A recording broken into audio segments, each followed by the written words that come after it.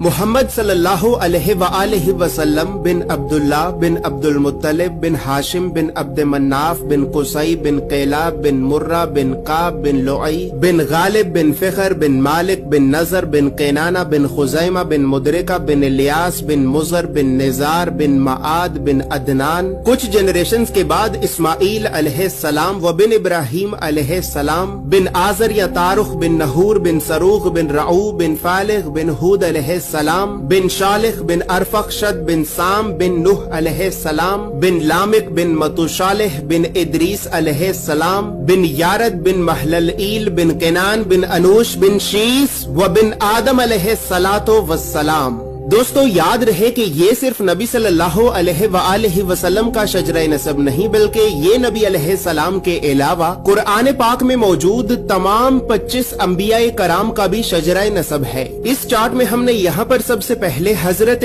آدم علیہ السلام سے لے کر نبی صلی اللہ علیہ وآلہ وسلم تک تمام 25 انبیاء کرام کے ناموں کو ایک ترتیب کے ساتھ لکھا ہے، اور پھر ہر نبی کا قرآن پاک میں کتنی مرتبہ نام لے کر ذکر کیا گیا ہے۔ ان تمام انبیاء کرام کو لوگوں کی ہدایت اور رہنمائی کرنے کے لیے جن علاقوں اور شہروں کی طرف بھیجا گیا تھا، تو ہم نے اس چارٹ میں ان تمام علاقوں اور شہروں کے ناموں کو بھی لکھا ہے۔ اور سب سے خاص بات یہ ہے کہ یہاں پر ہم نے سبز رنگ سے نبیوں کے ناموں کو لکھا ہے اور سرخ رنگ سے رسولوں کے ناموں کو لکھا ہے، تاکہ آپ کو بآسانی معلوم ہو سکے کہ ان 25 نبیوں میں سے نبی کون تھے اور رسول کون تھے۔ اس کے علاوہ اس چارٹ میں ہم نے اللہ رب العزت کے 99 صفاتی نام اور پھر ان ناموں کے نیچے ہم نے ڈیبیٹڈ پروفیٹس یعنی ان 10 نبیوں کے ناموں کو بھی لکھا ہے کہ جن 10 نبیوں کے نبی ہونے کے بارے میں تمام مسلمان علماء میں اختلاف پایا جاتا ہے، کیونکہ ان 10 نبیوں کو قرآن پاک میں کہیں پر بھی نبی نہیں کہا گیا ہے۔ اس کے علاوہ چارٹ میں موجود سرخ رنگ 5 اولو العزم نبیوں کو ریپرزینٹ کرتا ہے، جبکہ بلو کلر بنی اسرائیل کے نبیوں کو ریپرزینٹ کرتا ہے۔ اور اسی طرح 25 نبیوں میں سے 23 نبی ایسے بھی ہیں کہ جن کا ذکر قرآن کے علاوہ تورات، زبور اور انجیل میں بھی موجود ہے۔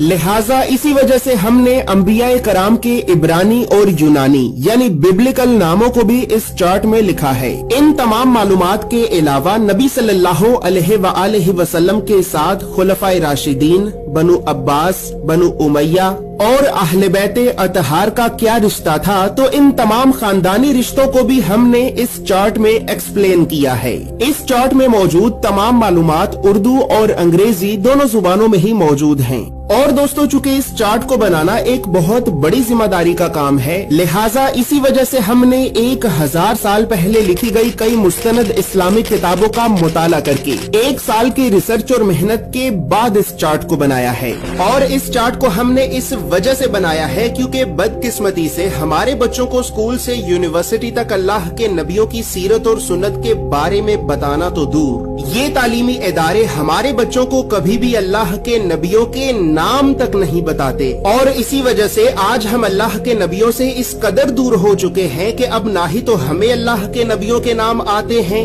اور نہ ہی ہماری اولاد کو۔ لہٰذا گھر کے ماحول کو اسلامی اور علمی اعتبار سے بہتر کرنے کے لیے اور بچوں میں بچپن سے ہی انبیاء کرام کے بارے میں جاننے کا اور تحقیق کرنے کا شوق پیدا کرنے کے لیے